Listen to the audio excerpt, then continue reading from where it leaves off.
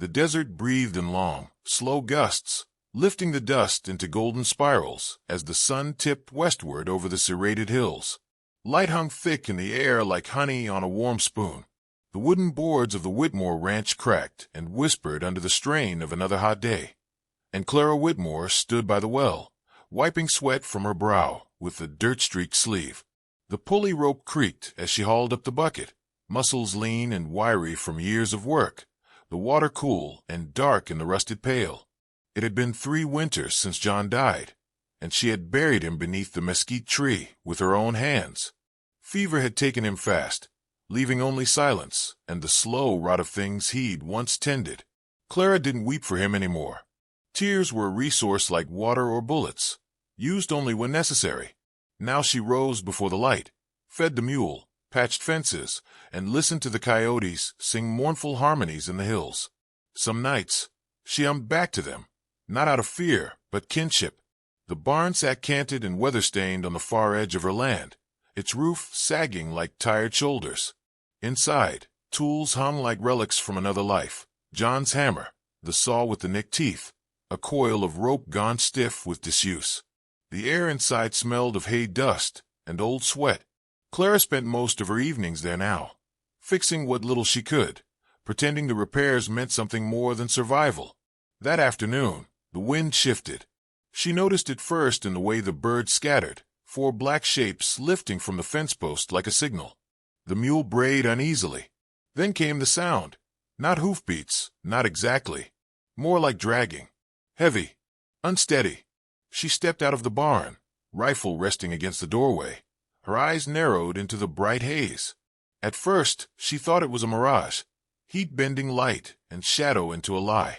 But the figure didn't fade. A man tall, staggering from the north ridge, had askew, blood painting one side of his shirt like spilled ink. He stumbled forward a few more feet before collapsing just inside the barn's threshold, landing with a wet thump against the earth.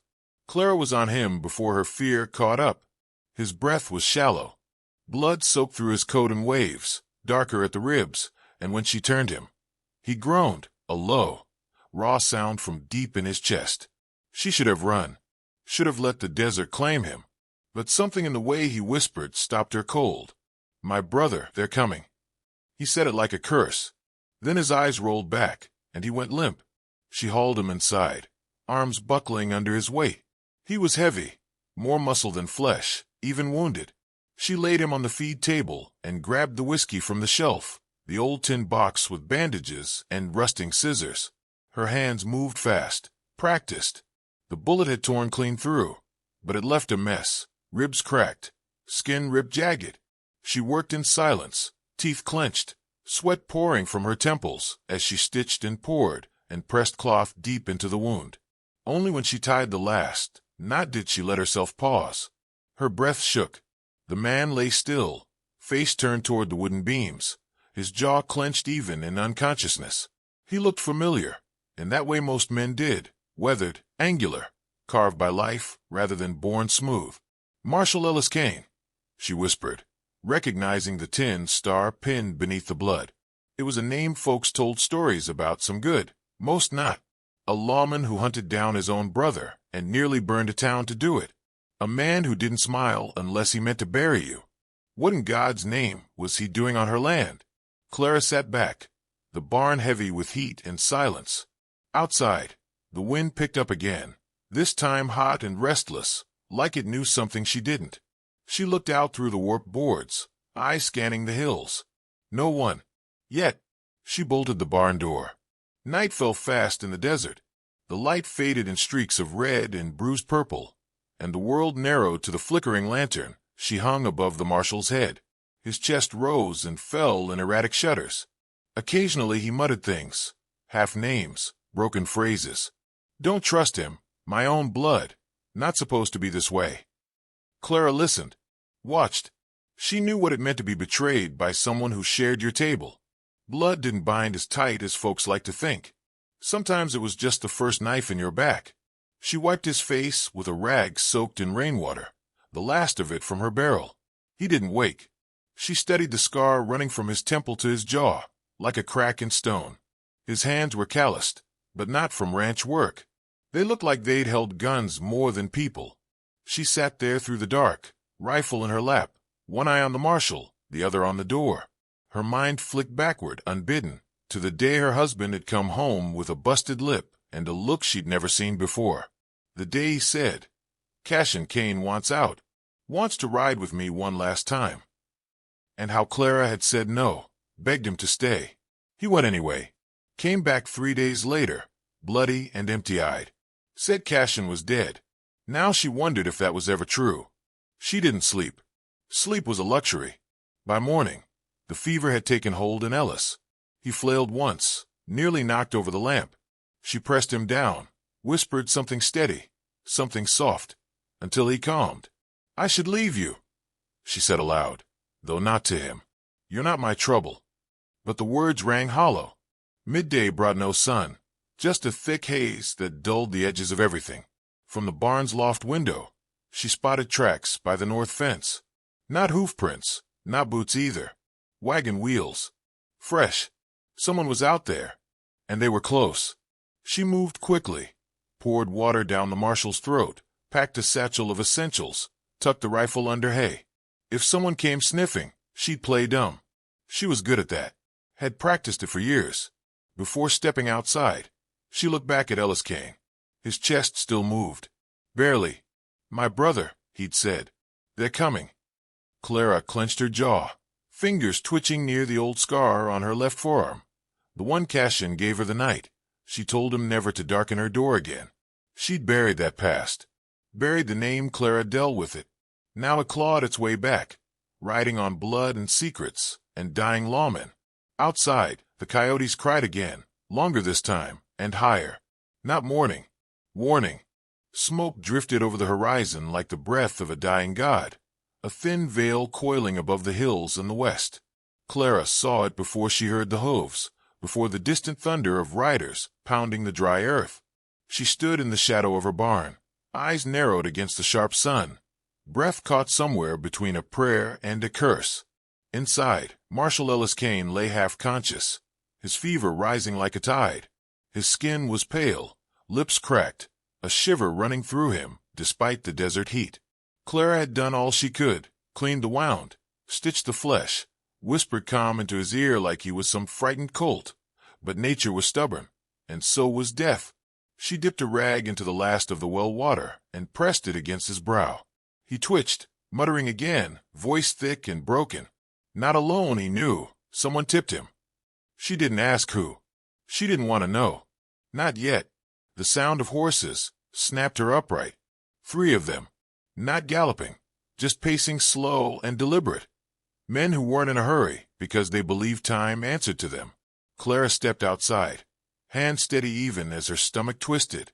They came down the ridge like shadows with spurs. Dust lifted around them, shrouding their faces until they were close enough to see the hunger in their eyes. Men like this never rode alone, and never for good. The one in front wore a hat too clean for a man on the trail. His face was long, wind-cut, with a beard that couldn't quite hide the twitch in his jaw. The second was younger, cocky, eyes scanning the barn like a buzzard spotting meat. The third, silent, older, a scar puckered tight across his throat, just watched Clara with the kind of stare that made skin itch. "Mornin', miss," the leader said, tipping his hat just enough to mock the gesture. "Fine stretch of land you got here." "Fine enough," Clara replied, tone flat. "Water's drying up. Coyotes are bold. Could be better." The leader chuckled. "Ain't it always?" He nudged his horse a step forward, boots creaking. "You seen anyone pass through here?" "Stranger. Tall fella, dark coat. Might be Hudden. Might be Law." Clara didn't flinch. "Law don't come this far west. Sometimes it gets dragged." She met his eyes. "Ain't seen a soul. Just me and the dust." The scarred one dismounted, began circling toward the barn. Clara shifted slightly, casual-like, keeping herself between him and the doors. "Funny thing," the leader said, voice silken iron. "We were told someone came limping this way. Said he was looking for a place to die. Shame if he picked the wrong barn." Clara's throat felt dry as bone. "Plenty of barns out here. Maybe he found one with less rot." The scarred man paused near the barn wall, laying a hand against the wood. His fingers tapped lightly, rhythmically. Listening. Clara smiled, a sharp and humorless thing. You deaf too, or just rude? The man didn't answer. The leader raised an eyebrow, but made no move to stop him. That horse y'all came on looks lame, Clara said, nodding toward the youngest rider's mare. Might be your trail's running cold. The youngest shifted uncomfortably, and for a moment, the tension cracked. Just a sliver. The scarred man stepped back. The leader spat dust. Well, reckon we'll keep looking then, he drawled. But if you see someone bleeding and wearing a badge, do let him know his brother misses him. Misses him something awful. They turned and rode off, slow and certain, like they already knew they'd be back. Clara didn't move until their silhouettes vanished into the haze. Back inside, the Marshal stirred. His eyes fluttered open, glassy and unfocused, but awake. You lied for me, he rasped. I lie for worse, Clara muttered, pouring a drop of water onto his tongue. He coughed, winced, then caught her wrist before she could pull away. His grip was weak, but the look in his eyes was sharp now, storm-colored. They're coming back. I figured. Ellis closed his eyes briefly, jaw clenching against the pain. One of mine, someone I trusted, told Cashion I'd be riding north. He knew the exact spot, exact hour. Clara said nothing, her fingers tightening on the cloth in her hand. He was waiting for me at Dry Ridge. My own blood, and someone in a badge helped him. She stepped back, breath-catching. He should have died years ago, she whispered. Ellis looked at her. He was supposed to. I pulled the trigger. Thought it finished. You didn't bury him deep enough. He laughed once, bitter and short, then winced. Seems not. Clara walked toward the open barn door and stared out at the desert. It had changed little since John's death. The same dry wind, the same cracked earth. Only she had changed. Hardened. John had ridden with Cashion Cain in their younger years. Gun running, train hitting, the kind of dirt men leave behind when they finally look in the mirror and can't stand what stares back. He'd left that life for her. Promised no more fire, no more blood. But the past had a long shadow. It found you. Always. She remembered the day John came home with his face bruised. Silence wrapped around him like a second skin. Cashion had wanted one more job. One last score. Said John owed him. And when John refused, Cashion said something Clara never forgot. Asterisk, blood's a bond you can't cut loose. But you can still hang by it. Asterisk. That night, John hadn't slept. And 3 weeks later, he was dead. Fever, they'd said. Now Clara wasn't so sure. She turned from the door, eyes falling on the man in her barn. Ellis Cain, the iron lawman. He looked smaller now. Human. His breath was labored, his shirt soaked. His badge glinted faintly in the low light. Why do you want you dead? She asked. Ellis didn't answer right away. Then softly. Because I didn't let him kill the boy in Carson Creek. Said the kid saw too much. Said it'd come back on us. I told him justice, don't care about convenience. Clara scoffed. That's rich, coming from a Cain. Ellis nodded, accepting it. I tried to be different, he said. I really did. Clara watched him a moment longer. Then she walked to the table, picked up the old revolver she'd cleaned just a week before, and opened the chamber. 6 rounds. One chance. I should turn you in, she said flatly. You should. But he'll come anyway. Ellis didn't speak. He didn't have to. Outside, the wind rose again, and with it came the faint echo of distant hooves. Not fast. Not urgent. Just steady. Like a promise. Or a warning. Clara looked at the badge. Then at the blood. Then at the face of a man who carried justice like a cross, and still found himself bleeding in her barn. She slid the revolver into her belt and picked up the lantern. If he's coming, he won't find you easy, she said. Not while you're under my roof. Ellis closed his eyes again. The barn grew quiet, but the night beyond was far from still. The desert listened. It always did. Dust rose like a veil before the hooves of Cashion Cain's black gelding as he rode into the town of Wabin with the sun dying low behind him, a blaze of blood-orange fire, swallowing the last of the day. His silhouette cut through the glow like a knife, long coat flaring, hat pulled low, face unreadable except for the eyes. Black, burning, bottomless. He didn't ride fast. He didn't need to. Men like Cashion didn't ask permission, and they never begged forgiveness. The town slowed to a hush as he passed. Women pulled children inside. Shop doors shut with quiet finality. A dog barked once, and then vanished behind a hitch post. The saloon's piano faltered, then stopped altogether. Cashion Cain had arrived. He dismounted in front of the church, tethering his horse with a single loose knot. The leather creaked as he moved, dust slithering from his boots like old sins. He stood still for a moment, breathing in the silence like perfume, then stepped through the open church door without a word. Inside, Reverend Markley was finishing his evening prayer, the few remaining worshippers frozen as Cashion's shadow spilled down the aisle like smoke. "Reverend," Cashion said, voice soft as rain but with a drawl that stretched every syllable into something sharp. "You always did have a taste for holy words. Let's see how they hold up against truth." The Reverend stood stiff, spine straight despite the fear seeping through his collar. "This is a house of peace, Cashion." "That's so." Cashion tilted his head, smile twitching at the edge of his mouth. "Then maybe you can help me find the one who broke it." He walked forward slowly, each step echoing in the vaulted quiet. "I'm looking for someone. My brother. Wounded. Lost. Maybe even dying." The way he said it, like a lullaby with a blade beneath it, turned blood cold. "I heard he passed through this town," Cashion continued. "Someone must have seen a man wearing a badge and leaking like a slit canteen." Markley didn't answer. Neither did the handful of townsfolk behind him. Cashion's smile widened. "No one. Not a whisper. Ain't that strange?" He stepped up to the altar and laid both hands on it. "Tell me, preacher, do you believe God forgives liars?" Markley flinched. "Leave them be." "I intend to," Cashion said, turning toward the pews. "Unless one of you good people saw fit to patch up my brother." A boy, maybe 12, maybe younger, stood near the rear door, eyes too wide for his face, legs trembling. Cashion noticed. He moved in an instant, crossing the room in 2 strides, dropping to one knee in front of the boy like a man asking after a lost lamb. "Hey there," he whispered. "You see someone riding and hurt? Man with a limp? Wore a star?" The boy said nothing, but his eyes flicked, just once, toward the north. Cashion stood, brushed dust from his knee, and nodded like he'd been handed gospel truth. "Appreciate your honesty, son." No one stopped him as he walked out. He left town like a specter fading into dusk, heading north, toward the ridge, toward the wind-blown sage and scorched gullies that led to the edgelands. Toward her. The trail was faint, but not invisible.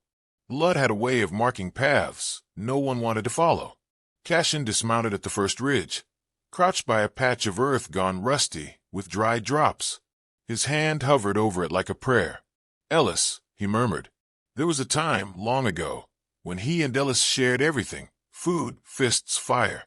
Born in a one-room shack west of Dodge, they survived by gut and grit, the law as distant to them as stars. Ellis was always the quiet one, the watcher, the boy who read dime novels and whispered the names of heroes in his sleep. Cashion was the wild spark, the broken blade, always cutting, always burning. Their father left before their voices changed. Their mother died with a bottle in her hand and Cashion's name on her lips. After that, the world split them. Ellis chased order, and Cashion chased freedom. But blood remained. He remembered a night, years back, when Ellis dragged him from a firefight in Laredo, bullet in his leg, law closing in on all sides. Cashion had spat and cursed the whole way, but Ellis never let go, never slowed. "You're my brother," he'd said, teeth gritted. "I don't let anyone else kill you." Now someone had tried. Now Ellis was hurt, hiding, maybe dying, and someone other than Cashion had drawn his blood. The rage rose slow in him, thick and bitter. Not grief, not sorrow. Rage, pure and ancient. He reached the edge of the ridge as dusk surrendered to night, stars pinpricking the sky above the desert's vast, breathless plain. In the distance, a faint orange glow flickered, the dim heart of a ranch, tucked against the dark hills. He saw her silhouette moving through the yard, thin, upright, rifle slung low. He knew her. Clara Whitmore. He almost smiled. Clara Dell, they used to call her. Back before she traded pistol tricks for chickens and patched skirts. She had grit, and she had history. Enough to make things interesting. Cashion settled onto a flat rock, pulling his coat tighter as the cold seeped into the earth. His hand rested on the butt of his revolver, fingers idle. And then, when the wind was quiet and the stars shimmered clean, he wept. Not loudly, not soft, just one slow leak of sorrow that burned like whiskey down the throat. It wasn't for Ellis. It wasn't for childhood. It was fury, shaped like morning. He's mine, he whispered into the night. Mine to break, mine to bury. No one touches my blood but me. The desert didn't answer. Cashion's jaw set like stone. He wiped his face, stood, and faced the ranch below. The game had begun. The first thing Clara did was board the windows. One by one, she nailed warped planks over the frames, hammering until her arms burned and splinters lined her palms. Dust swirled around her boots, and the sun cast sharp lines across the yard like prison bars. She'd sealed the barn the day before. Now it was the house. What little protection it offered, she meant to make it hold. Inside, the revolver lay on the kitchen table, oil black and silent. It hadn't been fired in years. She sat beside it like one might sit across from an old enemy, uncertain whether to shake hands or draw. She unscrewed the cylinder, cleaned each chamber with shaking fingers, and loaded 6 rounds with the reverence of a funeral rite. She could still feel the weight of it from all those years ago.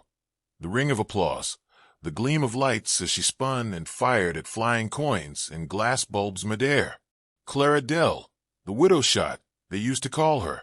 A woman who never missed. The girl with fire in her eyes and a trigger in her blood. But that was before John. He had seen through it, past the show and the smoke, and taken her hand with a quiet steadiness she'd never known. He taught her the calm of morning coffee and the warmth of silence after supper. She had buried the pistols in the floorboards of the barn, and with them the part of her that once relished the echo of gunfire. She became Clara Whitmore, a wife, a rancher, a woman at peace. Now the past scraped at the door like a starving dog. In the barn, Ellis stirred. The fever had broken, sweat drying on his brow like salt crust. His voice was hoarse but present, strong enough to carry a warning. "He'll burn this place to the ground," he rasped, "if he thinks I'm here." Clara didn't turn from the window. She watched the horizon, pale gold melting into gray. "I figured. He's not like other men. Cashion doesn't bluff, doesn't wait. I'm not waiting either." Ellis's breath caught, and for a moment he studied her. Not the rancher, not the woman with blood on her apron, but something beneath. Something older. "You've done this before," he said. Clara gave the faintest smile. "Once." She turned toward him, the light from the lamp painting half her face in shadow. "They used to call me Clara Dell," she said quietly. "Traveled with the Vega Wild West show. Shot dimes out of the air while blindfolded. Folks said I could kill a man through the eye of a needle at 40 paces. Ellis's eyes widened. "Clara Dell." She nodded. "Buried that name a long time ago.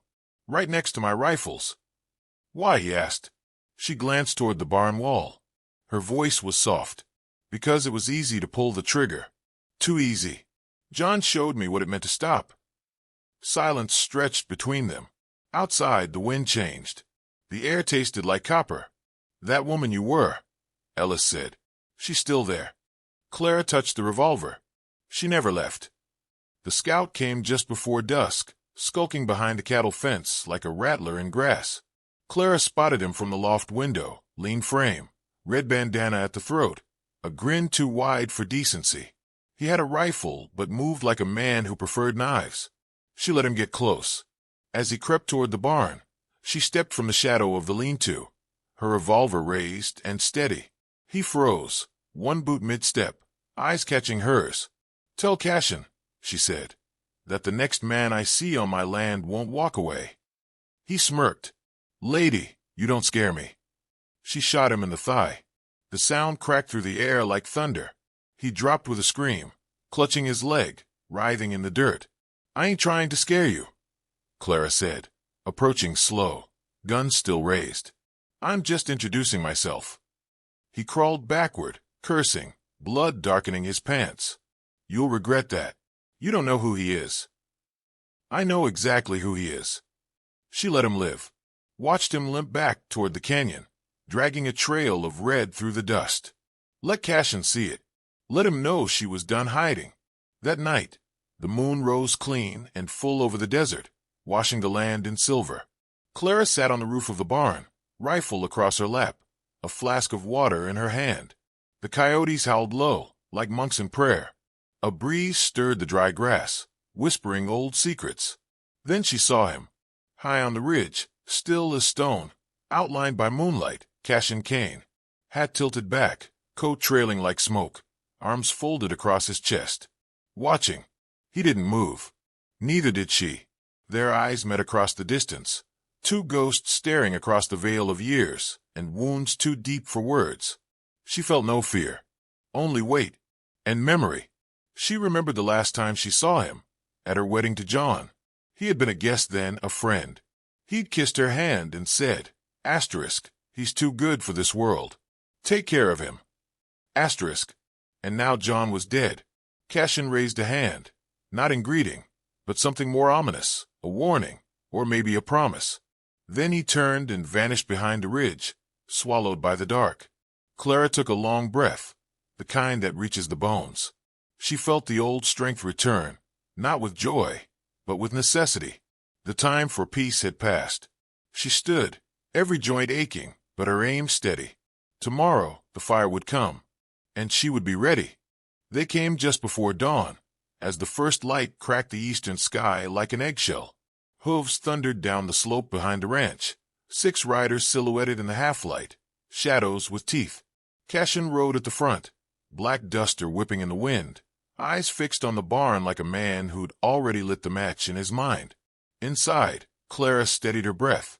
She knelt in the hayloft, elbows resting on the splintered beam, rifle balanced like a lover in her hands. Her heartbeat didn't race. It pulsed slow and clean. The air smelled of dry hay, sweat, and distant gunpowder. Beneath her, Ellis lay against the barn wall, wrapped in a blanket, revolver beside him, jaw clenched in silent shame. She had scattered her traps through the yard, tripwire and buried nails, buckets of broken glass, and a lantern rigged with oil above the front gate. Nothing fancy, just enough to slow them down. The first rider breached the gate. The wire snapped tight around his horse's legs, and the beast went down screaming. Before the dust had cleared, Clara's rifle cracked once, clean and final. The man dropped flat, chest punched open, gun spinning from limp fingers. Panic split the gang. 2 peeled off, circling left. 1 fired blindly into the barn, shattering a window. The others ducked behind the corral fence, yelling to each other, calling her name like a curse and a challenge. She answered with silence, and then with another shot. She picked them off like old memories, 1 to the leg, 1 clean through the throat. Her hands never shook. Each pull of the trigger was an old part of her waking up, brushing off dust, stepping into the light without apology. From below, Ellis called out, voice raw, "They'll burn it all down, Clara. Get out while you can." But she stayed. Another shot rang out, this one sharper, heavier. The barn shuddered. Smoke curled from the roof. They'd hit the oil drum. Flames licked up the beams, caught the dry straw, climbed like a living thing hungry for sky. Ellis tried to rise. "Go, leave me. That bastard wants me, not you." Clara dropped from the loft, landing hard on her boots. "Shut up and keep breathing," she snapped, dragging him toward the back doors. The fire roared, heat pressing in, but before she could push the doors open, Cashion stepped inside. Alone. He moved like a specter through the smoke, revolver in one hand, blood already soaking the sleeve of his coat. His face gleamed with sweat and soot, and his smile cut through the haze like a blade. "Well, I'll be damned," he said. "The widow who shoots like God." Clara raised her weapon. "You don't belong here." Cashion tilted his head. "Funny. I was about to say the same to you." The flames crackled, casting their shadows across the dirt floor. They stood 10 feet apart, the weight of decades hanging between them, loss, betrayal, and something like love twisted the wrong way. You always had a flair for the dramatic, Clara said. And you always thought killing was clean, he replied. But it ain't. It sticks to your boots. You track it wherever you go. Justice sticks too, she said. And it doesn't bleed innocent people. Innocent? He laughed, low and bitter. My brother turned on blood for a badge. You think that's clean? You think loyalty is a sin. You think murder is loyalty. He stared at her, jaw tight. He was mine, Clara. My stupid, stubborn brother. I was supposed to break him, not lose him. Then he ran to you. And you were always too good. You gave him the one thing I never could. His voice broke, but not from grief. From fury. Clara's fingers tightened on the grip. He needed saving. You wanted worship. Cashion's gun lifted an inch. And you still think you're the one to stop me. I don't think, she said. I know. They fired at the same time. Her shoulder jerked back, fire ripping through muscle. His coat bloomed red at the gut, and he staggered, mouth open in shock. He dropped to his knees, revolver slipping from his fingers. He looked down at his stomach, blood seeping fast. Then back at her. You always were faster, he whispered. He was always yours to protect. He coughed, a dark laugh curling through smoke. I was just the fire. The rafters groaned above them, beams splitting with the heat. Clara stumbled toward Ellis, blood running down her arm. She gritted her teeth and hoisted him up, slinging his arm over her good shoulder. Cashion stayed where he was, kneeling in the firelight, watching her go. No scream, no last word, just that crooked, tired smile, as if everything had gone the way it always would. She kicked open the back door with her boot, dragging Ellis through the flames, out into the pale, breaking dawn. Behind them, the barn collapsed in on itself, timbers crashing, sparks shooting skyward like dying stars. By the time the sun cleared the ridge, the fire had burned itself hollow, and Clara Whitmore stood in the smoke, scorched and bloodied, but unbroken. The devil had ridden down at dawn, but he didn't leave with her soul.